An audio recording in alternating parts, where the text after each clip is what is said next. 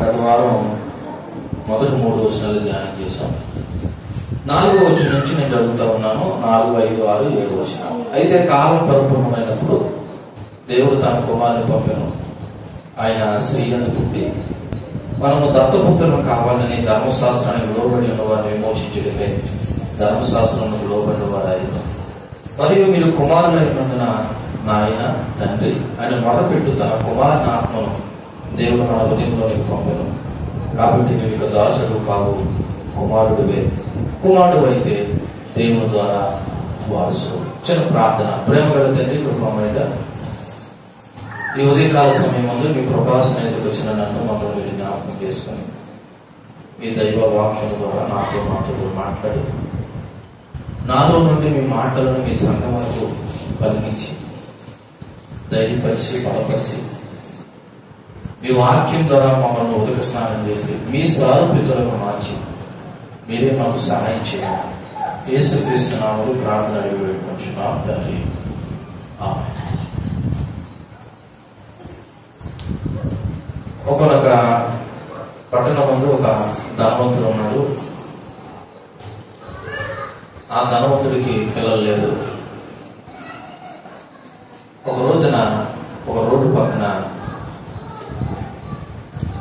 కనీసం పాడేసినటువంటి ఒక కుమారుడు కనబడితే అప్పటికే ఆశ కలిగినటువంటి ఆ ధనవంతుడు ఆ పిల్లవాడిని తీసుకెళ్లి పెంచుకుని ఒక రోజున లీగల్గా దత్తత తీసుకున్నాడు.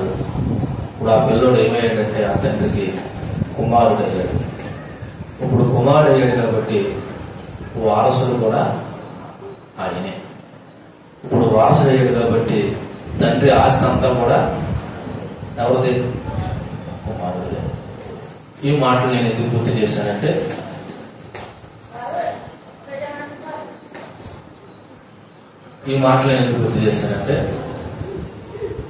ఇప్పుడు మనం చదవబడిన లేఖన భాగంలో లాస్ట్ మాటలు చదవండి. కాబట్టి నువ్వు దాసుడు కావు, కుమారుడివే. కుమారుడు అయితే నువ్వు ఇక నువ్వేంటంట వారసుడివే. ఈరోజు మన యొక్క వర్తమానం పేరు కుమారుడు అయితే నువ్వు ఇక వారసుడివే.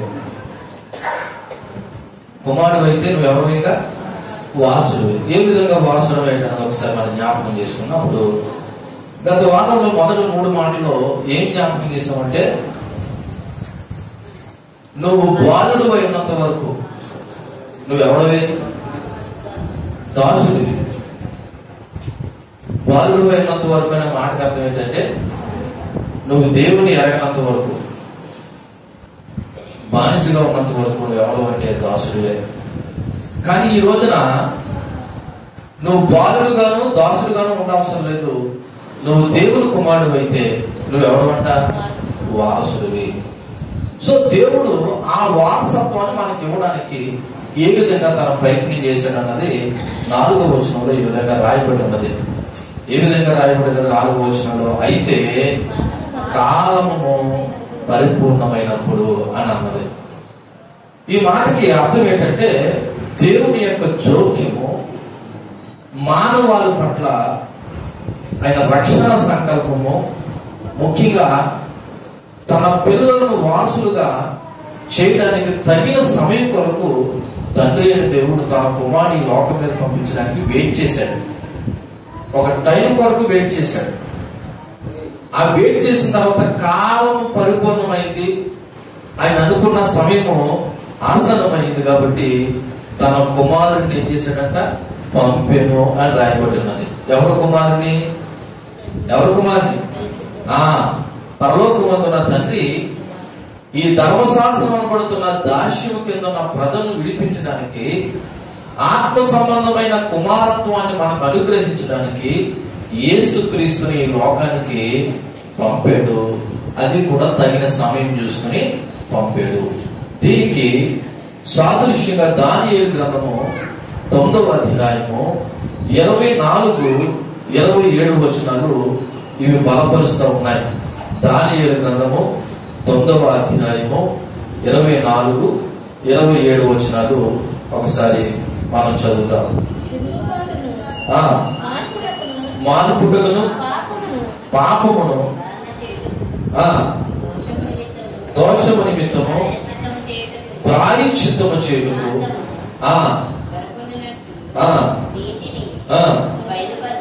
బయలుపరచుటకును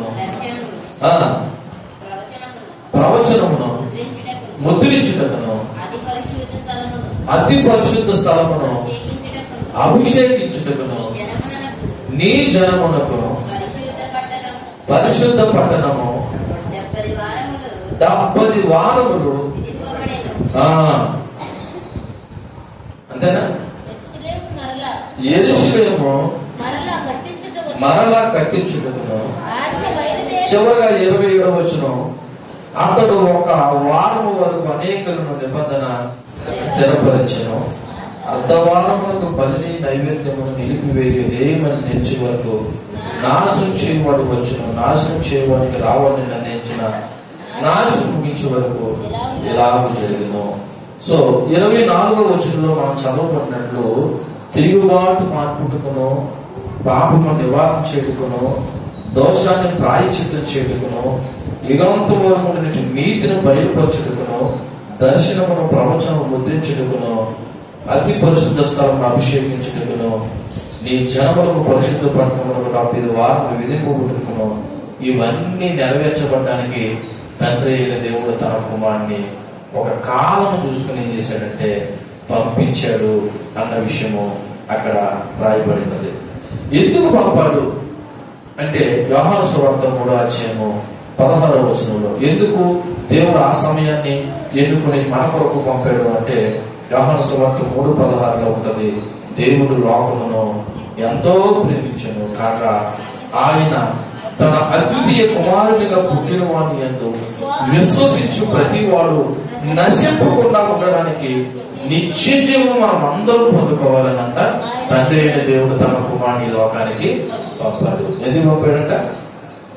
ఆయన పిల్లలమైన మనము నాశనానికి పాత్రలు కాకూడదని నిత్య జీవం పొందుకోవాలని తన కుమారుని అద్వితీయ కుమారుని అనగా వేరొక కుమారుడు లేడు, ఆయన ఒక్కడే, ఆయనతో సరిపోల్చిన వారు ఎవరు లేరు, తన కుమారుని లోకానికి పంపాడు.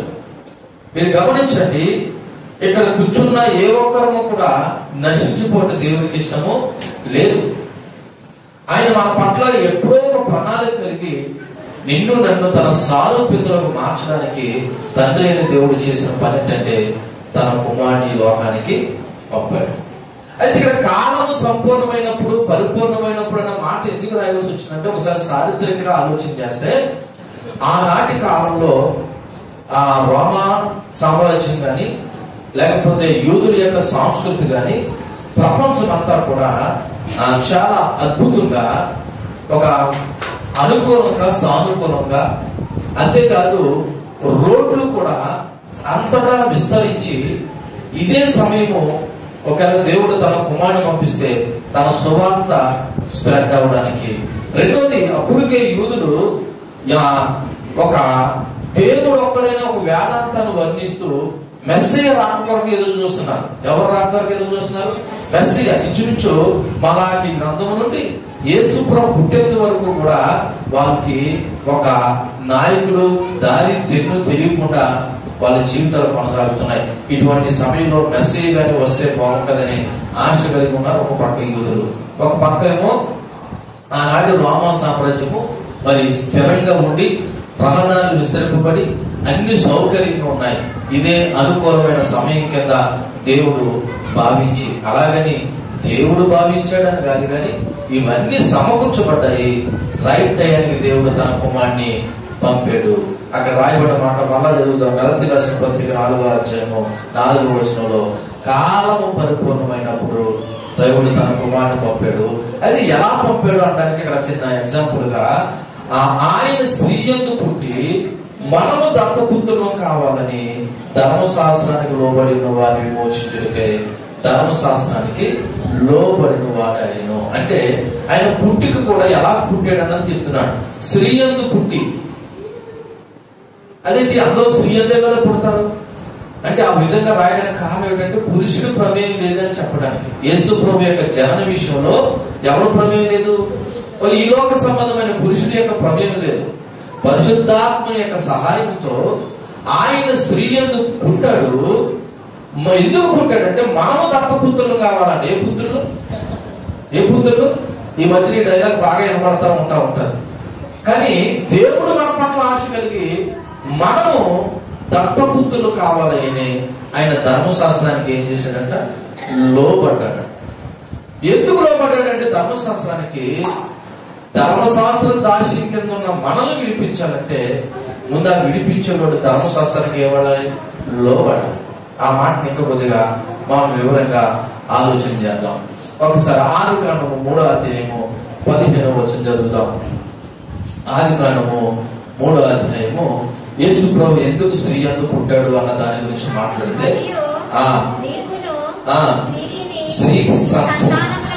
ఆమె సంతానమునకు వైవిధ్యము కలిగి చేసిందను, అది నిన్ను తల మీద కొట్టను, నువ్వు దాన్ని మడిమి మీద కొట్టదు అని చెప్పాడు. ఎవరితో చెప్పాడంటే మాట? దేవుడు పాముతో చెప్తా ఉన్నాడు, సర్పంతో చెప్తా ఉన్నాడు. మరియు నీకును స్త్రీకి నీ సంతానమునకు, అంటే స్త్రీ సంతానానికి నీ సంతానానికి. స్త్రీ సంతానం అంటే ఎవరు? ఇప్పుడు చదవబడ్డట్లు యేసుక్రీస్తు. యేసుక్రీస్తు ఎక్కడ పుట్టాడంటే స్త్రీ ఎందుకు పుట్టాడా, పురుషుడు ఎందుకు పుట్టాడా? స్త్రీ ఎందుకు పుట్టాడు? ఈ ప్రవచన నెరవేర్పు. ఆ రోజు దేవుడు సర్పంతో అన్నాడు, నీకును స్త్రీ సంతానానికి ఏం కలుగుతుంది? వైద్యం కలుగుతుంది. ఇంతకీ స్త్రీ సంతానం అంటే ఎవరు? స్త్రీ సంతానం అంటే ఎవరు? యేసుక్రీస్తునందు పుట్టిన సంతానానికి నీకును వైద్యము కలుగుతుందనే మాట నెరవేర్పు.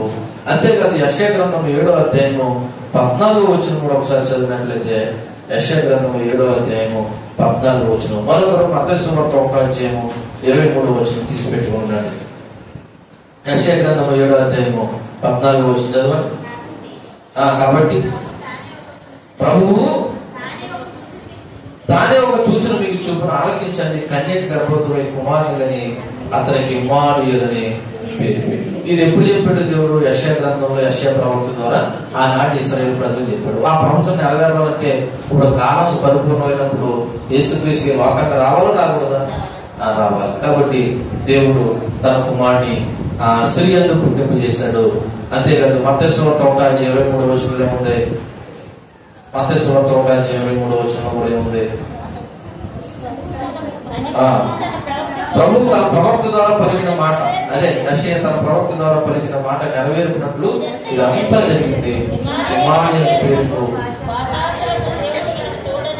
అర్థము. కాబట్టి దేవుడు తన కుమారుని పంపాడు. ఇక్కడ ఇంకొక మాట, ఆయన ధర్మశాస్త్రానికి లోబడిన వాడు అయ్యాడని మాట ఉంది. యేసు ఒక యోధ కుటుంబంలో పుట్టాడు. ఫస్ట్ ఆయన ఏ కుటుంబంలో పుట్టాడు? యోధాయ కుటుంబంలో పుట్టాడు. యోధాయ కుటుంబంలో పుట్టిన వారందరూ దేని పాటించాలి? ధర్మశాస్త్రాన్ని పాటించాలి. ఎందుకంటే అప్పుడు ఇంకా యోధా ప్రజలు దేని కింద ఉన్నారు?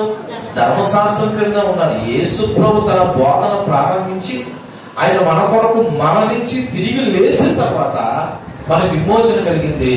ధర్మశాస్త్రం నెరవేర్చబడ్డది. ధర్మశాస్త్రం ఏం చేయబడ్డది? అప్పుడు ఇంకా యేసు ప్రభు మన కొరకు మరణించలేదు. కాబట్టి ఇప్పుడు యేసు ప్రభు కూడా ఎవరి కింద ఉండాలా? ధర్మశాస్త్రం కింద ఉండాలి. ఎందుకంటే ఆయన ఏ కుటుంబంలో పుట్టాడు? యూదుల కుటుంబంలో పుట్టాడు. కాబట్టి ఆయన పాపం లేనివాడు. కాబట్టి ధర్మశాస్త్రం పూర్తిగా నెరవేర్చేశాడు. ఏమి లేనివాడు. కానీ ఇశ్రాయేలు ప్రజలు మాత్రం ధర్మశాస్త్రాన్ని ఎప్పుడు నెరవేర్చలేకపోయారు.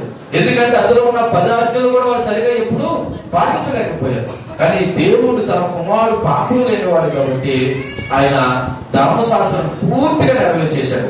అందుకే ఆయన అంటాడు, ఇదే మత్తయి సువార్తలో ఒకసారి మీరు చూడండి, 5వ అధ్యాయము 17వ వచనం. 5వ అధ్యాయం 17వ వచనంలో, ధర్మశాస్త్రములైనను ప్రవక్తల వచనములైనను కొట్టివేయి వచ్చిందని తలచవద్దు, నెరవేర్చుడికే గాని నేను కొట్టివేయడానికి రాలేదని ప్రభు చెప్తున్నాడు. ఆయన ధర్మశాస్త్రాన్ని ఏం చేయడానికి వచ్చాడంట? నెరవేర్చడానికి వచ్చాడు. కొట్టివేయడానికి రాలేదు. నెరవేర్చిన తర్వాత ఇక దాంతో మనకు పని లేదని చెప్పాడు. ఒకటో తరగతి చదివిన తర్వాత ఒకటో తరగతితో పని ఏంటి? మనకి వెంటనే ఎక్కడ పోవాలని చూద్దాం? 2వ తరగతి పోతాం. 10th పాస్ అయిపోతాం. మళ్ళీ 10th తో పని ఏంటి? నెక్స్ట్ క్లాస్ లో పోతాం. ఇప్పుడు యేసు ప్రభు ధర్మశాస్త్రాన్ని నెరవేర్చేసిన తర్వాత నీకు ధర్మశాస్త్రంతో పని ఏంటి? ఆ నెరవేర్చుకోవడంతో పని. ఎవరు నెరవేర్చారు? యేసుక్రీస్తు నెరవేర్చారు.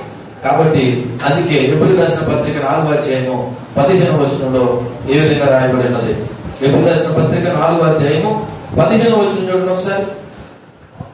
మన ప్రధాన యాజకుడు మన బలహీనత ఎందు మనతో సహానుభవం లేనివాడు కాదు గాని సమస్త విషయముల్లోనూ మనవలే శోధింపబడినను ఆయన పాపము లేనివాడిగా ఉండేను.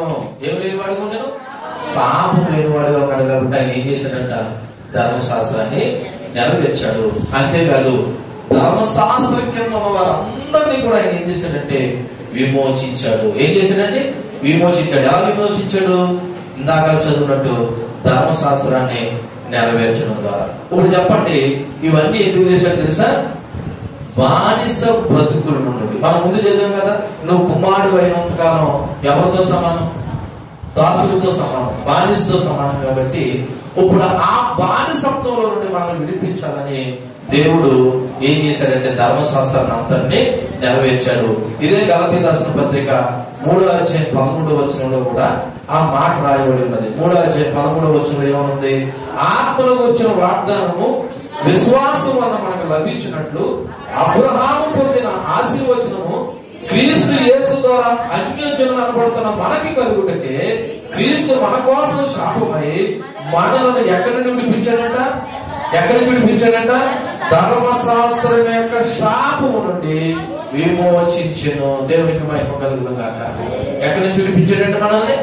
ధర్మశాస్త్రం యొక్క శాపము నుండి దేవుడు మనల్ని విడిపించాడు. అందుకే ఆయన కాలం సమయం పరిపూర్ణమైనప్పుడు స్త్రీ యందు పుట్టి మనము ఆయనకు దత్తపుత్రులు కావాలని ధర్మశాస్త్రానికి లోబడి ధర్మశాస్త్రంగా ఉన్న వారిని విమోచించడానికి ఆయన ధర్మశాస్త్రానికి లోబడ్డాడు. దేవునికి మహిమ కలుగును గాక. ఈ 4-5 వచనాల మనం నేర్చుకోవాల్సిన పాఠం ఏంటంటే, ఫస్ట్ ఇక్కడ ఉన్న మన అందరికీ కూడా ధర్మశాస్త్రం నుండి విముక్తి కలిగింది. దేని నుండి విముక్తి కలిగింది? ధర్మశాస్త్రం మనకు పని లేదు కదండి. ఇప్పుడు మనకు దేని పని అంటే లోక సంబంధమైన ఆచారాల నుండి మనకి ఏం కలిగింది? విముక్తి కలిగింది.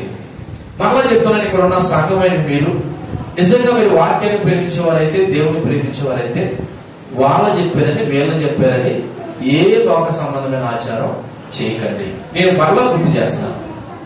నేను అందుకే ముందుగానే చెప్పాను, మీరు దేవుని పిల్లలైతే సంఘం అయితే మాట ఎందుకు వాడేదంటే, దేవుని పిల్లలైతేనే దేవుని వాక్యాన్ని ప్రేమించే వాళ్ళైతేనే ఆ పని చేస్తారు. కాబట్టి మనము ధర్మశాస్త్రం కింద లేము, ఈ లోక సంబంధమైన ఆచారాలు మూఢ నమ్మకాల కింద కూడా మనము లేవు. ఎందుకంటే వీటన్నిటి నుండి దేవుడు మనకి ఏమి ఇచ్చాడు? విమోచనించాడు, కేవలం తన ప్రభు ద్వారా. రెండవది, దేవుడు ధర్మశాస్త్రాన్ని నెరవేర్చడం ద్వారా మనం దత్తపుత్రులు చేసుకున్నాడట. ఏ పుత్రుల్ని? దత్తత తీసుకున్నాడు. నిజానికి ఆయన పిల్లలు కదా, అన్యజనులమైన మనం ఆయన పిల్లలము కాదు. కానీ ఆయన పిల్లలు ఏ విధంగా అయ్యామో తెలుసా? ఆయన విశ్వసించడం ద్వారా ఇప్పుడు ఆయన పిల్లలు అయ్యాం. చదివాం కదా, యోహాను సువార్త 1:12 రాయబడినట్టు, అనగా తన నామమందు విశ్వసించిన వారందరినీ, ఆయన అంగీకరించిన వారందరినీ దేవుని పిల్లలకు ఆయన ఏమిచ్చాడు? అధికారం ఇచ్చాడు. అంటే మనం ఆయన పిల్లలకి ఏమైపు ఆయనకి పిల్లలు దత్తపుత్రులము అయ్యాం. కాబట్టి ఇది కూడా మన వారసత్వాన్ని సూచిస్తుంది. అంతేకాదు, ఎప్పుడైతే వారసం అయ్యామో దేవుడికి మనకు గుర్తింపు వచ్చింది. ఏమొచ్చింది? గుర్తింపు. ఇందాక మీకు చెప్పిన ఉదాహరణలో ఆ పిల్లవాడు ఎదిగిన తర్వాత నువ్వు ఎవడు పిల్లవాడు అని చెప్తే, నేను రోడ్డు పక్కన దొరికినని చెప్తలేదు. వాడు ఏం చెప్తాను తెలుసా? మా నాన్న పలానా సోన్సు అని చెప్తున్నాడు. దానికి కారణం ఏంటంటే ఆ పిల్లవాడు నా తండ్రి ఏం చేస్తున్నాడు? దత్తత తీసుకున్నాడు. అది ఒక ఐడెంటిటీ వచ్చింది. ఆ ఆధార్ కార్డు, ఆ నాన్న పేరు, వాళ్ళ ఊరు అడ్రస్ అవన్నీ అక్కడ రాయబడి, నేను అనాథనే లేదు, పలానా కొడుకునే రాయబడి ఉన్నది. అంటే ఇప్పుడు ఆ పిల్లవాడికి ఏమొచ్చిందంటే గుర్తింపు వచ్చింది. యేసుక్రీస్తు నమ్మిన మనకి కూడా ఏమొచ్చింది తెలుసా? క్రీస్తులో ఒక గుర్తింపు వచ్చింది. అంతేకాదు, ఎప్పుడైతే మనకి దేవుడి యొక్క ఆ పిల్లలకు గుర్తింపు వచ్చిందో ఇక మీదట మనం బానిసలము కాదు. దేనికి బానిసలు కాదు. మళ్ళా చెప్తున్నాను, మనము దేనికి బానిసలము కాదు. 4వది, మనకి క్రీస్తు ద్వారా స్వేచ్ఛ వచ్చింది, బాధ్యత కూడా పెరిగింది. ఏమొచ్చింది? స్వేచ్ఛ వచ్చింది. అంటే బానిసలు కాదన్నాం. ఇప్పుడు మనకి ఏమొచ్చింది? స్వేచ్ఛ వచ్చింది. ఎప్పుడైతే స్వేచ్ఛ వచ్చిందో మన మీద ఏం పెరిగింది తెలుసా? ఒక బాధ్యత పెరిగింది. మీకు అర్థమైనది చెప్తా. ఒక అనాథ ఉన్నాడు. ఆయన ఇష్టం వచ్చినట్టు ఆయన తిరుగుతున్నాడు. ఆయనకు ఒక బాధ్యత లేదు, ఒక భయం లేదు. కానీ దేవుడు మనల్ని బానిసత్వం నుండి విడుదలించి స్వేచ్ఛ ఇచ్చాడు. కానీ బాధ్యతగా తెలుసా, మనల్ని విడిపించిన వాడికి లోబడి ఉండడము మన యొక్క బాధ్యత. ఇవన్నీ దేవుడు ఎందుకు చేశాడంటే, దేవుడు మనల్ని ప్రేమిస్తున్నాడంటే. ఎవరిని ప్రేమిస్తున్నాడంటే, ఇందాక చదువున్నట్లు దేవుడు లోకమును ఎంతో ప్రేమించాడు. లోకాన్ని ప్రేమించాడంటే మీరు అనుకున్నట్టు ఈ భారతదేశాన్ని, ఈ ఇండియాని అనుకోకండి.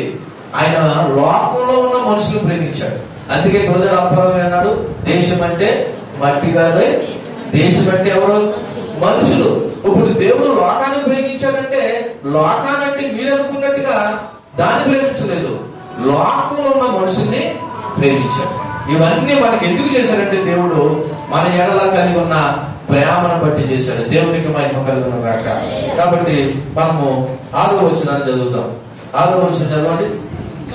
మరియు మీరు కుమారులై ఉన్నందున నాయన తండ్రి అని మొర్రపెట్టు తన కుమారుని ఆత్మను దేవుడు మన హృదయంలోకి పంపెను. ఇప్పుడు 6వ వచనంలో కన్క్లూజన్కి వచ్చాడు. పౌలు ఏమన్నాడు తెలుసా? ఇప్పుడు మనం ఏమైనామంట? కుమారులమై ఉన్నామంట. ఏమైనామంట? అక్కడ రాయబడిన మాట, మీరు లేదా మనము కుమారులమై ఉన్నందున, అనగా క్రీస్తు ద్వారా, విశ్వాసం ద్వారా మనం ఏమై ఉన్నామంటే కుమారులుగా ఉన్నాము. ఇక్కడ మనం అనే మాట వాడాడైనా 6వ వచనంలో మరియు మీరు కుమారులై ఉన్నందున, లేకపోతే మనము మనమని ఎక్కడ వాడాడు? 3వ వచనంలో అటువలే మనము బాలులమై ఉన్నాం. ఇప్పుడు ఏమై ఉన్నాము? కుమారులమై ఉన్నాం. మనం ఒకసారి రెండేళ్ళు తేడా చెప్తున్నాం. అక్కడ ధర్మశాస్త్రం కింద ఉన్నాం కాబట్టి బాలులమై ఉన్నాం. ఇప్పుడు దేవుడు ధర్మశాస్త్రాన్ని ఏం చేశాడు? నెరవేర్చేశాడు. ఇప్పుడు మనం ఏమై ఉన్నాము? కుమారులమై ఉన్నాం. ఇప్పుడు కుమారులమై ఉన్నందున ఇప్పుడు అంట మనము తండ్రిని ఏమంటామంట? నాయన తండ్రి అని మొర్రపెట్టు తన కుమారుని ఆత్మని దేవుడు మన హృదయంలోకి. చూడండి, దేవుడు ఎంత ప్రణాళికగా మన పట్ల కలిగిన. చూడండి, నా వైపు చూడండి. మన కొరకు ప్రాణం పెట్టాడు ఆయన ఎందుకు విశ్వాసం ద్వారా మనం పిల్లలుగా చేసుకున్నాడు. ఇప్పుడు పిల్లలైన తర్వాత మనం ఎలా మొర్రపెట్టు ఆత్మను కూడా దేవుడే మనకు పంపించాడంట. మీకు అర్థమైందా? మీరు చేసే ప్రార్థనలు నాయన తండ్రి అని అంటున్నారు చూసారా? అలా మొర్రపెట్టాలనే ఆత్మను దేవుడు మన హృదయంలోకి ఏం చేశాడంట? పంపించాడంట. అక్కడ రాయబడినటువంటి మాట ఒకసారి మనం జ్ఞాపకం చేసుకుంటే దేవుని కుటుంబంలో మన స్థానం ఏంటో అర్థమవుతుంది. అంటే దేవుడు దత్తత తీసుకుని విడిచిపెట్టే లేదు. తన కుటుంబంలో మనల్ని ఏం చేసుకున్నాడు? చేర్చుకుని ఏమన్నాడో తెలుసా? మనము దేవుడికి ఎలా ప్రార్థన చేయాలో ప్రార్థించే ఆత్మను కూడా దేవుడు మన హృదయంలో ఏం చేశాడు? పంపాడు. ఉదాహరణకి ఇందాక తీసుకున్న తండ్రి దత్తత తీసుకున్నాడు, కానీ ఆడి సౌకర్యాలు ఏమి పట్టించుకోవట్లేదు. ఆడికి చదువు చెప్పట్లేదు, బట్టలు ఇవ్వట్లేదు, తిండి పెట్టట్లేదు. అటువంటిప్పుడు దత్తత తీసుకుంటే ఏంటి, తీసుకోకపోతే ఇప్పుడు యేసుప్రభు ధర్మశాస్త్రం కింద మనం విమోచించాడు, పిల్లలుగా చేసుకున్నాడు. కానీ ఎలా మొర పెట్టాలో ఆయన నేర్పించకపోతే విమోచించిన ప్రయోజనం ఏముంది? అందుకే మీరు కుమారులై ఉన్నందున దేవుడు తన కుమారుని ఆత్మను మన హృదయంలోకి పంపాడు. అంటే ఇక్కడ తన కుమారుని ఆత్మను అనగా పరిశుద్ధాత్మను పంపాడు. దేవుడికి మహిమ. ఏం పంపాడండి? పరిశుద్ధాత్మను సూచిస్తుంది. యేసుక్రీస్తు ద్వారా, విశ్వాసము ద్వారా దేవుడితో అనగా తండ్రితో సన్నిహిత సంబంధాన్ని ఈ పరిశుద్ధాత్మ ఏర్పాటు చేస్తుంది. తండ్రి అయిన దేవుడితో కుమారుని యొక్క క్రీస్తు ఆత్మ ఒక సన్నిహిత సంబంధాన్ని ఈ పరిశుద్ధాత్మ ఏం చేస్తుందంటే మనలో ఏర్పాటు చేసి మన హృదయంలో నివసించి ఇప్పుడు ఏమని చెప్తుంది తెలుసా? మీరు దేవుని పిల్లలు అని ఒక భరోసా ఇస్తుంది. ఎవరి పిల్లలు అని చెప్తుంది? దేవుని పిల్లలని ఒక డిక్లేర్ చేసింది. దేవుని ఆత్మ దేవుడి సన్నిధానంలో ఆయన శక్తిని విశ్వాసం పడుతున్న మనము అనుభవించే విధంగా దేవుడే తన కుమారుని ఆత్మను మన హృదయంలోకి పంపించాడు. అందుకే ఆత్మ వచ్చి మన నాయన తండ్రి అని మొర్ర పెట్టుకునే విధంగా దేవుడితో వ్యక్తిగతమైన సంబంధాన్ని ఇక్కడ మనకి ఏర్పాటు చేస్తుంది. దేవునికి మహిమ కలుగును గాక. హల్లెలూయా. చూడండి, మరలా చదువుతున్న 4వ వచనం, మరియు మీరు కుమారులై ఉన్నందున. ఇక్కడ ఉన్న మనం అందరం ఏమై ఉన్నాము అంటే కుమార్తెలు కాదని మీరు అనుకోకండి. కుమారులై ఉన్న చోటన కుమార్తెలు కూడాను. ఇది మగాళ్ళకి ఆడవాళ్ళకి మనకు సంబంధం లేదని కాదు. ఇక్కడ మనం ఎప్పుడైతే ప్రభువుని విశ్వసించామో మనం దేవునికి ఏమైపోయామంట, కుమారులను కుమార్తెలు అయిపోయాము. అలా అయిపోయాం కాబట్టి ఇప్పుడు నాయన తండ్రి అని మొర్రపెట్టు తన కుమారుని యొక్క ఆత్మను దేవుడే మన హృదయాల్లోకి పంపెను. ఇక్కడ నీ ప్రమేయం కానీ నా ప్రమేయం కానీ ఏమి లేకుండానే దేవుడు కృప చూపించి, అయ్యో నా పిల్లవాడు నాతో మాట్లాడాలి కాబట్టి. ఇలా చూడండి, చిన్న పిల్లవాడు నడలేకపోతే మనం ఏం చేస్తాం, నడిపించడమో ఎత్తుకోవడమో చేస్తాం. తండ్రి అనే దేవుడు పిల్లలమైన మనకు ఎలా ప్రార్థన చేయాలో తెలియకపోతే ప్రార్థన చేయడానికి కావలసిన పరిశుద్ధాత్మను మన హృదయంలోకి తండ్రి అయిన దేవుడు పంపాడట. అంటే రక్షించింది ఆయనే, ఎలా ప్రార్థన చేయాలో నేర్పించేది కూడా ఆయనే. అందుకే శిష్యులు, అయ్యా మాకు ప్రార్థన రావట్లేదంటే ఆయన ఏం నేర్పాడు, ప్రార్థన కూడా నేర్పాడు. ఒకవేళ ఇక్కడ ఉన్న మీరు ఎవరైనా మాకు ప్రార్థన చేయడం రావట్లేదంటే అడగండి దేవుణ్ణి. ఆయన మొర్రపెట్టు ఆత్మను మన హృదయంలోకి పంపాడు. ఇక్కడ ఉన్న వాళ్ళు ఎవరైనా ఒక ప్రార్థన చేయగలిగితే వాళ్ళ యొక్క స్వశక్తి కాదు, దేవుడే ఆత్మే వాళ్ళకి ఆ ప్రార్థన నేర్పించింది. అంతేనా? మీరు ఎవరైనా ప్రార్థన అబ్బే మేము చాలా బ్రహ్మాండంగా చేస్తామంటే దానికి మా శక్తి అని చెప్పగలుగుతున్నారా? లేదు లేదు. దేవుని ఆత్మే మనలోకి ప్రవేశించి మనకి ఎలాగ మొరపెట్టాలో దేవుడితో మనకు ఆత్మ సహాయం చేస్తుంది. ఈ భోజనంలో మనం నేర్చుకోవాల్సిన కొన్ని ముఖ్యమైన మాటలు, పరిశుద్ధాత్మని యొక్క పాత్ర. ఎవరి పాత్ర? పరిశుద్ధాత్మని యొక్క పాత్ర. పరిశుద్ధాత్ముడు సహాయం లేకపోతే మనము ప్రభువుని ఎలా ప్రార్థించాలో మనకి తెలియదు. అందుకే కుమారుడైన యేసుక్రీస్తు అంటాడు, నేను వెళ్ళి వేరొక ఆదరణకర్తను మీ కొరకు పంపిస్తాను. నేను వెళ్ళిపోతున్నానని మీరు భయపడకండి. నేను వెళ్ళడం మంచిది. నేను వెళ్ళకపోతే మిమ్మల్ని నడిపించే నాయకుడు లేదా ఎలా మొరపెట్టాలో ప్రార్థించే ఆత్మ రాదు. కాబట్టి నేను వెళ్ళడం మంచిదని చెప్పి ఆయన వెళ్ళిపోవడం కాకుండా వేరొక ఆదరణకర్తను అనగా పరిశుద్ధాత్మను మన మీదకి ఎప్పటికీ కూడా భూమి మీద పరిశుద్ధాత్ముడు మన తోడుగా ఉన్నాడు. దేవునికి మహిమ కలుగును గాక. కాబట్టి తండ్రికి కుమారునికి మధ్య దేవుని పిల్లలుగా మనం గుర్తింపు ఇచ్చింది ఏంటో తెలుసా? పరిశుద్ధాత్మ. మీరు గమనించండి, నా అనుభవంలో ఒక మాట చెప్తున్నాను. నేను ప్రభువుని ఎరగక ముందు దేవుడితో లేదా కుమారుడైన క్రీస్తుతో నాకు అంత సంబంధం ఏమీ లేదు. ప్రార్థనకి వస్తున్నాను, సినిమా పాటలు పాడుతున్నాను. ప్రార్థనకి వస్తున్నాను, సినిమాలు చూస్తున్నాను. ప్రార్థనకి వస్తున్నాను, అల్లరి చిల్లరగా తిరుగుతున్నాను. కానీ ఒక రోజు రాత్రి దేవుని ఆత్మను సంధించింది, దేవుడితో సంబంధాన్ని ఏర్పాటు చేసింది. అప్పటి నుండి నా బ్రతుకులో మార్పు కలిగింది. ఇప్పుడు చెప్పండి, దేవుడికి నన్ను కలిపింది ఏంటో తెలుసా? దేవుని యొక్క ఆత్మ. అందుకే దేవుడే స్వయం అంటాడు, నా తండ్రి ఎందరూ ఆకర్షిస్తేనే వారే నా యొక్కకి వస్తానంటారు. పరిశుద్ధాత్మను ఆకర్షించకుండా ఎవరు కూడా తండ్రి యొక్కకి రాలేదండి.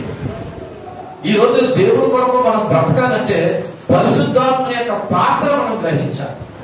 అందుకే మనము పరిశుద్ధాత్మ యొక్క సహాయంతో మొరపెట్టి, ప్రభా నన్ను ఆకర్షించండి ప్రార్థన చేయండి. ఎందుకు తెలుసా? దేవునికి కుమారునికి మధ్య సంబంధాన్ని ఏర్పాటు చేసేది కేవలం పరిశుద్ధాత్మను మాత్రమే. రెండోది, అబ్బా తండ్రి అనే మాట దేవునితో మనకున్న వ్యక్తిగత సంబంధాన్ని సూచిస్తుంది. అంత ధైర్యంగా ఎవరు ఇప్పుడు చూడండి, నేను విమర్శించడానికి మాట్లాడట్లేదు, కానీ మన దేవుడి దగ్గరికి వెళ్ళి ధైర్యంగా తండ్రి నాయన అబ్బా అని ఒక కన్న తండ్రితో మాట్లాడుకున్నట్టు మాట్లాడుకుంటాం. కారణం తెలుసా? ఆ వ్యక్తిగత స్వేచ్ఛ దేవుడు మనకి ఇచ్చాడు. ఈ లోక సంబంధమైన ఏ పురుషుల దగ్గరికి వెళ్ళి నేను నానా అంటానంటే ఏదో వరుసగా నానా అంటాడేమో కానీ నీ బాగోగులు చూసుకోడు. ఈ లోక సంబంధమైన తల్లి దగ్గరికి వెళ్ళి అమ్మ అంటానంటే ఏదో వరుసగా అమ్మ అని అనమంటాదేమో కానీ ఆమె నీ బాగోగులు చూసుకోదు. కానీ మన తండ్రి అబ్బా నాయన అని పిలవడం ద్వారా ఆయనకి మనకి ఒక వ్యక్తిగతమైన సంబంధాన్ని దేవుడు ఏర్పాటు చేశాడు. మూడోది, పరిశుద్ధాత్మ మన హృదయంలోకి రావడం ద్వారా మనలో శాంతి సమాధానం కలుగుతుంది. ఇది మెయిన్ ఇంపార్టెంట్. పరిశుద్ధాత్మ మన హృదయంలో రావడం ద్వారా ఏం జరుగుతుంది? శాంతి సమాధానం. గుర్తుపెట్టుకోండి, పరిశుద్ధాత్మను కలిగి ఉన్న హృదయాల్లో శాంతి సమాధానంతో నెమ్మదితో ఉండాలి. కంగారు పడకూడదు, గాబరా పడకూడదు. మీకు గుర్తు చేశాను, ఏము తిందుమా ఏము త్రాగుమా అని కూడా ఈయన ఆలోచన చేయాలి. ఎందుకంటే వీళ్ళలో ఎవరు పనిచేస్తున్నారు తెలుసా? పరిశుద్ధాత్మను పనిచేస్తున్నారు. గుర్తుపెట్టుకోండి, దీని ద్వారానైనా పరిశుద్ధాత్మ మనలో ఉన్నాడో లేదో అర్థమవుతుంది. పరిశుద్ధాత్మ మనలో ఉంటే మనకి ఏముంటుందో తెలుసా? శాంతి, సమాధానం, నెమ్మది. అది లేదు ఇది లేదనేటువంటి అసంతృప్తి మనలో ఉండదు. ఉన్నదానిలోని సంతృప్తి చెందాలనే మనసు మనకు వస్తుంది. నాలుగోది, ఫైనల్ గా మనం దేవుని పిలవమని ఈ మాట గుర్తు చేస్తుంది. అబ్బా నాయన తండ్రి అన్నామంటే అర్థం ఏంటి? మనం ఎవరి పిల్లలము? దేవుని పిల్లలైతేనే కదా ఆ మాట అనగలుగుతాం. ఈ 6వ వచనంలో మనం నేర్పుతున్న 4 మాటలు ఇప్పుడు అబ్బా తండ్రి నాయన అని పిలవడానికి పరిశుద్ధాత్ముడు సహకరిస్తున్నాడు. రెండవది, అబ్బా తండ్రి అనే మాట అనడం ద్వారా దేవుడితో వ్యక్తిగతమైన సాన్నిధ్యం ఏర్పడ్డది. మూడవది, పరిశుద్ధాత్ముడు మన హృదయంలో రావడం ద్వారా శాంతి సమాధానం కలుగుతుంది. నాలుగోది, అబ్బా తండ్రి నాయన అనడం ద్వారా మనం దేవుని పిల్లలని పూర్తి చేస్తాం. ఎవరి పిల్లలండి?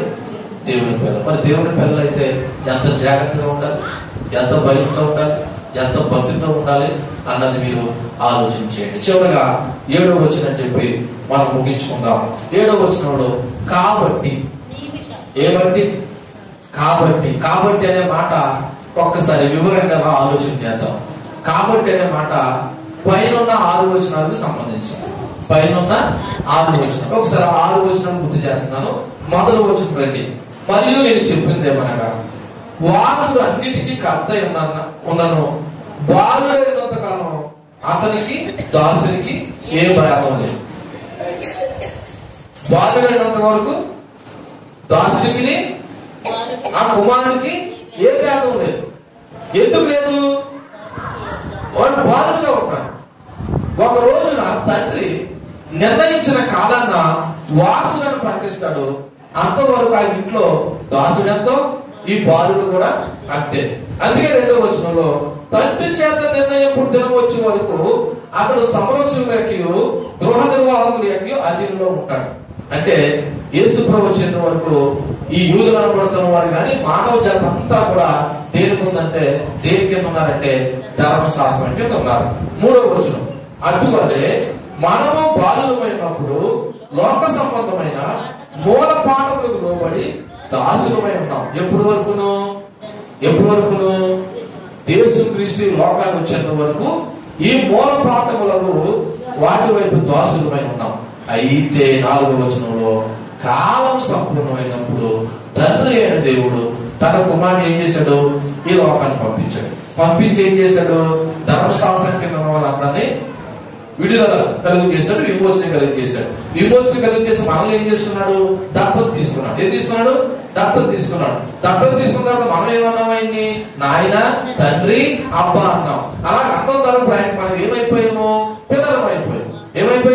పిల్లలం అయిపోయాం కాబట్టి 7వ వచనం, పిల్లలం అయిపోయాం కాబట్టి నువ్వు ఇక ఎవడో కాదు, దాసుడు కాదు, ఎవడో మరి కుమారుడివి. మరి కుమారుడు అయితే నువ్వేమయ్యావంట?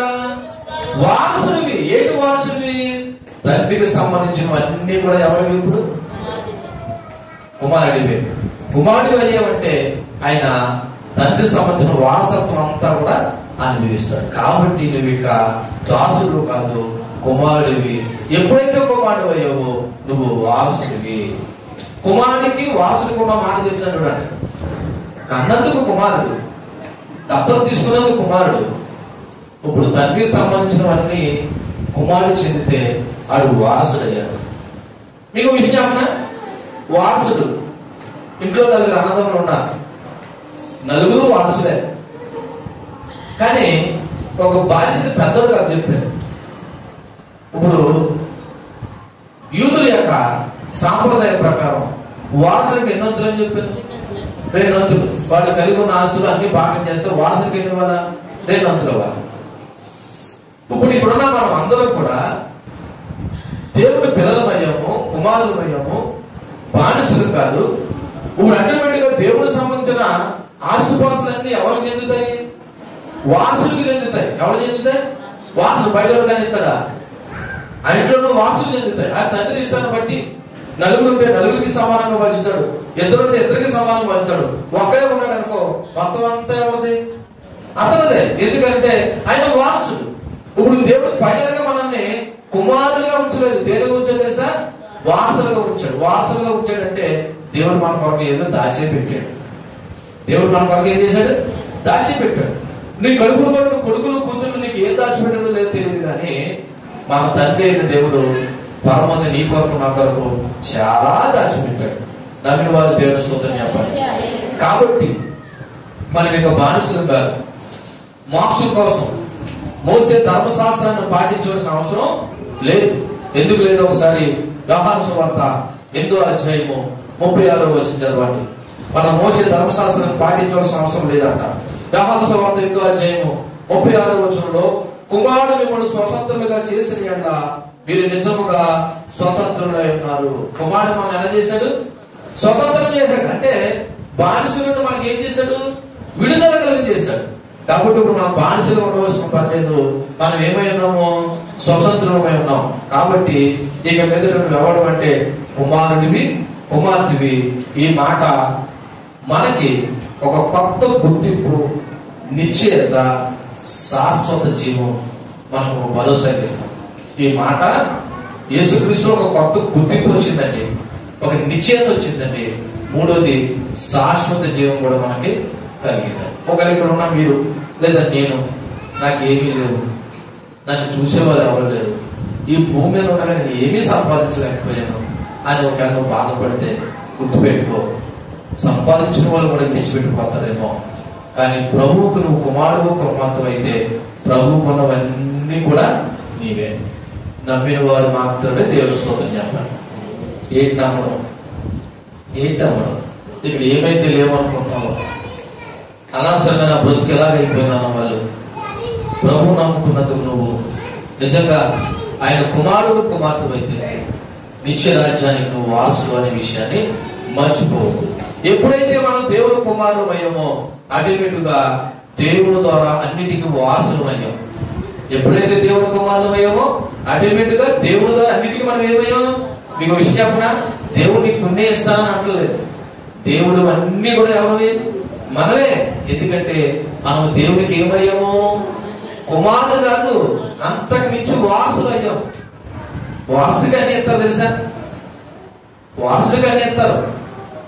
మీరు గమనించారో లేదో, ఒక 4 కొడుకులు ఉన్న వారసులుగా ఒకటి పెట్టుకుని ఆ పరిపాలన అంతా చేయడానికి తండ్రి తన ఆస్తిని ఇచ్చినట్టు తండ్రి అయిన దేవుడు మనం ఎప్పుడైతే కుమారుమయ్యామో వారసులుగా చేసుకుని కుమారుడు సంబంధించి తండ్రికి సంబంధించిన అన్ని కూడా ఏం చేయాలంటే మనకి వారసత్వంగా దేవుడు చేశాడు.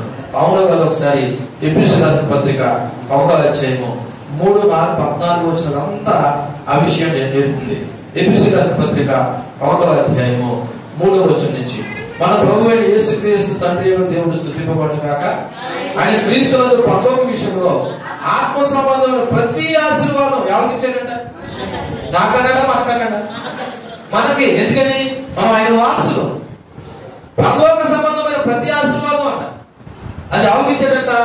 మనకి ఇచ్చాడు. ఎట్లనగా తన ప్రియుని తన ఉచితంగా మనం అనుగ్రహించిన తన కృపా మహిమకు కీర్తి కలిగినట్లు తన చిత్త ప్రకారం దయా సంకల్పం చొప్పున యేసుక్రీస్తు ద్వారా తన కుమారులుగా స్వీకరించడానికి మనం ముందుగా తన కోసం నిర్ణయించుకుని మనం తన ఎదురు పరిశుద్ధులను నిర్దోషులమైనని జగత్తు పునాది వేయబడక మునిపే ప్రేమ చేత ఆయన క్రీస్తు మనలో ఏర్పరచుకున్నాడు. చివరిగా 14వ వచనం చదువుతున్నాడు. వాగ్దానం చేయబడిన ఆత్మ చేత ముద్రింపబడితే దేవుని మహిమకు కీర్తి కలుగుటకే ఆయన సంపాదించుకున్న ప్రజలకు విమోచన. ఎవరు సంపాదించుకున్నా? ఆయన సంపాదించుకున్న ప్రజలకు విమోచన కలుగు నిమిత్తము ఈ ఆత్మ మన స్వాస్థ్యములకు సంచకరువుగా ఉన్నాడు. చూడండి, ఆయన వాగ్దానాలు ఎంత గొప్పవో. అంతేకాదు ఇక్కడ కొన్ని విషయాలు చెప్పి నేను ముగిస్తాను. కేవలం విశ్వాసం ద్వారా మాత్రమే దేవునికి వారసులు కాగలము. దేని ద్వారా కాగలము? మీకు ఒకసారి మొదటి నుంచి చెప్పుకుంటూ వస్తున్నాను. ఇలా చూడండి నా వైపు, ఈ మాట ఆలోచించండి. మీరు ఎంతవరకు ఉన్న వాక్యాన్ని కొద్దిగా అర్థం చేసుకున్న వాళ్ళు అవుతారు. ఇలా చూడండి, మనము ఫస్ట్ బానిసలు. మనం ఎవరు? బానిసలు. మనకి దేవుడితో ఏ విధమైన సంబంధం కూడా లేదు. దేవుడితో మనకి ఏ విధమైన సంబంధము లేదు. కానీ దేవుడు తన కృపలో ఏం చేశాడంటే మనకి విడుదల కలుగు చేశాడు. ఏం చేశాడు? విడుదల కలుగు చేశాడు. ఏ విధంగా కలుగు చేశాడంటే ఆయన మన కొరకు పుట్టి మన పాపల నిమిత్తం చనిపోయి ఆయన యందు విశ్వాసించిన వారిని విడుదల కలుగు చేయడానికి తన కుమారుని లోకానికి పంపాడు. వచ్చాడు, మనందరి కొరకు మరణించాడు. మరణించి ఆయన మరలా పరలోకానికి వెళ్ళిపోయాడు. ఇప్పుడు ఏం చెప్పాడు తెలుసా? ఇదిగో పరిశుద్ధాత్ముడు మీకు ఆదరణకర్తగా ఇస్తున్నాను. నా నామం ముందు విశ్వాసించిన వారందరూ పిల్లలవుతారు. పిల్లలైన వారు ఏమవుతారంటే వారసులు అవుతారు అని చెప్పాడు. దీని అంతటికి మూలం ఏంటంటే ఆయన నమ్మటం. అంతే. ఏంటండి? ఇప్పుడు దేవుడికి వారసులు ఎలా అవుతాం? విశ్వాసం ద్వారా అవుతాం. ఎలా అవుతాం? విశ్వాసం ద్వారా దత్తపుత్రులమయ్యాము, దత్తపుత్రులే కుమారులమయ్యాము, కుమారులు ప్రేమయ్యామంటే వారసులమయ్యాము. ఇక్కడున్న మనం అందరము దేవుడికి వారసులు అవ్వాలంటే ఫస్ట్ ఇక్కడున్న మనం అందరము దేవుని అంటే ఏముంచాలా? ఏముంచాలండి? విశ్వాసం ఉంచాలి. దేవునికి మహిమ కలిగిన గాక. ఏముంచాలండి? విశ్వాసం ఉంచాలి. దేవుని యందు విశ్వాసం ఉంచితేనే మనం వారసులు అవుతాం. తర్వాత కుమారులు వారసులుగా జీవించాలి. పరలోకం తండ్రి యొక్క లక్షణాలన్నీ కలిగి ఉంటారు. ఇప్పుడు దేవుడు వారసులుగా ఎందుకు చేస్తున్నాడు? ఆయన వారసత్వాన్ని నిలబెట్టాలని, ఆయన వారసత్వాన్ని నిలబెట్టాలని దేవుడు మన వారసులుగా చేస్తున్నాడు. ఇప్పుడు దేవుడికున్న వారసత్వ లక్షణాలు లేదా ఆయనకున్న సుగుణాలన్నీ ఇప్పుడు ఆయన పిల్లలమైన మనం కూడా ఏం చేయాలా? కలిగి ఉండాలి. వారసం అయిపోయిన సకల బుద్ధి కూడా సరిపోదు. ఇప్పుడు ఆయన కలిగి ఉన్న లక్షణాలన్నీ ఆయన పిల్లలు మనం ఏం చేయాలి? కలిగి ఉండాలి. ఫైనల్ గా చెప్పే మాట ఏంటంటే దేవుడిలో సాన్నిహిత కొత్త సంబంధాన్ని ఆయన రాజ్యంలో వారసులుగా మనం ఉండాలంటే విశ్వాసం ఉంచాలి.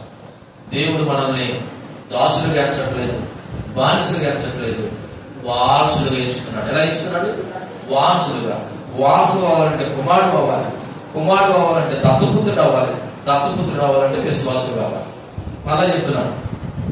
వారసులు అవ్వాలంటే కుమారుడు అవ్వాలి, కుమారుడు అవ్వాలంటే దత్తపుత్రుడు అవ్వాలి, దత్తపుత్రుడు అవ్వాలంటే విశ్వాసం ఉంచాలి. అప్పుడే పరలోక సంబంధమైన ప్రతి వాగ్దానం మనకి కూడా వర్తిస్తుంది. అంతే తప్ప మేము ప్రభు నమ్మేసుకున్నాం అంటే కుదరదు. ఇక్కడ 4 అంచులు కనపడుతున్నాయి, 4 మెట్లు కనపడుతున్నాయి. మనము వారసులు కావాలంటే కుమారులు కావాలి, కుమారులు కావాలంటే దత్తపుత్రులు కావాలి, దత్తపుత్రులు కావాలంటే ప్రభుని ఏం చేయాలి? విశ్వసించాలి. విశ్వసించకుండా దత్తపుత్రులు కాలేము, దత్తపుత్రులు కాకుండా దేవుడికి కుమారులు కాలేము, కుమారులు కాకుండా దేవుడికి వారసులు కాలేము. అందుకే 7వ వచనం ఏ విధంగా ఉంచాడు? కాబట్టి నువ్వు ఇక దాసుడు కావు, కుమారుడువే. ఎప్పుడైతే కుమారుడు అయ్యావో దేవుడి ద్వారా నువ్వేమయ్యావు? వారసుడు అయ్యావు అని చెప్తున్నాడు. ఇప్పుడు మనం వారసుడు అయ్యామంటే ఇప్పుడు చెప్పండి, తండ్రికున్న లక్షణాలన్నీ కొడుకు కూతురు కలిగి ఉండాలా లేదా? కలిగి ఉండాలా లేదా? ఇంకో విషయం చెప్తున్నాను. తండ్రికున్న లక్షణాలు మనం కలిగి ఉండాలంటే నువ్వు విశ్వాసం ఉంచకుండా ఇవేమి కలిగి ఉండదు. ఏముంచకుండా? ప్రభువునందు విశ్వాసం ఉంచకుండా తండ్రికున్న లక్షణాలు నువ్వేమీ కలిగి ఉండలేవు. ఎందుకంటే దేవుని యందు విశ్వాసించిన వారే దత్తపుత్రులు అవుతున్నారు, దత్తపుత్రులైన వారే కుమారులు అవుతున్నారు, కుమారులైన వారే వారసులు అవుతున్నారు. వారసుడే తండ్రి లక్షణాలు కలిగి ఉంటాడు. మరి తండ్రి లక్షణాలు కలిగి ఉంటేనే మనం ఆయన వారసత్వం నిలబెట్టిన వారు అవుతాం. అందుకే దేవుడు అంటాడు, మిమ్మల్ని బట్టే కదా నా నామం అన్ని జనుల మధ్య దూషింపబడుతుంది. ఎందుకు దూషింపబడుతుంది? వారసులు సకల గుద్దుకుంటున్నాం, కానీ ఆయన కలిగి ఉన్న వారసత్వ లక్షణాలు మనం ఏం చేయట్లేదు, కలిగి ఉండట్లేదు. ఎందుకు కలిగి ఉండట్లేదంటే దీనికి మూలం ఏంటి తెలుసా? ప్రభు మీద నువ్వు ఏముంచలేదు తెలుసా? విశ్వాసం ఉంచలేదు. ఏముంచలేదండి? విశ్వాసం ఉంచలేదు. విశ్వాసం అనే మాట మీకు సింపుల్ గా కనపడుతుందేమో, కానీ అది ఎంతో గొప్ప మాట తెలుసా? ఎబ్రాయిల రాసిన పత్రిక 13వ అధ్యాయంలో ఉంటుంది. మొదటి వచనంలో విశ్వాసం అనేది నిరీక్షింపబడు వాడి యొక్క నిజ స్వరూపం. అంటే తెలుసా, లేకపోయినా ఉన్నదని నమ్మడమే. దానికి ఎగ్జాంపుల్ అబ్రహాము. దేవుడు చెప్పాడు, నేను చూపించుకో దేశానికి అన్నాడు తప్ప ఆ దేశం ఎలా ఉంటుందో, ఎక్కడ ఉంటుందో, ఏ విధంగా ఉంటుందో ఏమీ చెప్పలేదు. వెళ్ళన్నాడు అంతే, వెళ్ళాడు. అంటే ఏం చేశాడు? దేవుడి మాట మీద ఏమిచ్చాడు? విశ్వాసం ఇచ్చాడు, నమ్మకం ఇచ్చాడు. విశ్వాసం అంటే ఎలా చూడండి, నా వైపు ఎలా చూడండి. ఈ మాట చెప్పి ముగిస్తాను. నువ్వు వెళ్ళబోయే దేశం బంగారంలా ఉంటది. నీకు చేయడానికి కావాల్సినవన్నీ పని చేయడానికి 3 మంది దోతలు ఉన్నారు. నీకు ఏ విధమైన లోటు ఉండదు. నువ్వు తినేసి పడుకోవడం అంటే ఎవరు ఎలాగైనా ఉంటారు? అన్ని నువ్వు చేసిన తర్వాత ఎలాగైనా ఉంటారు ఎవరైనా? ఎందుకని అది ఎలా ఉంటుందో ముందుగా నీకు ఏం చేసాడు? చెప్పాడు తెలియదు. కానీ అది ఎలా ఉంటుందో చెప్పలేదు. కానీ నమ్మావు. నువ్వు ఊహించిన దానికంటే గొప్పగా ఉంది. అప్పుడు నీకేమనిపిస్తుంది తెలుసా? ఎంత గొప్ప రాజ్యాన్ని విడిచిపెట్టేసినా నిజంగా దేవుడు నన్ను ముందుగానే పంపించేసి ఉంటే నేను ముందే వచ్చేదినేమో అనుకుంటాను. ఎందుకు తెలుసా? విశ్వాసం అనేది అంత గొప్పది. కాబట్టి ముగిస్తున్నాను. నువ్వు కుమారుడు అయితే వారసుడివే. వారసుడు అవ్వాలంటే కుమారుడు అవ్వాలి. కుమారుడు అవ్వాలంటే దత్తపుత్రుడు కావాలి. దత్తపుత్రుడు అవ్వాలంటే నువ్వు ప్రభు మీద ఏముంచాలి? విశ్వాసం ఉంచాలి. ఇవేమీ లేకుండా నువ్వు దేవుని యొక్క పిల్లలుగా, కుమారుడుగా, వారసుగా ఉండలేదు. కాబట్టి ప్రభునందరి విశ్వాసం కావాలని మనం ప్రార్థన చేద్దాం. పరిశుద్ధాత్మ యొక్క సహాయాన్ని కోరుకుందాం. దేవుడి మాట కూడా దీవించి ఫలింపచేయండి గాక. కళ్ళు మూసుకొని ప్రార్థన చేద్దాం.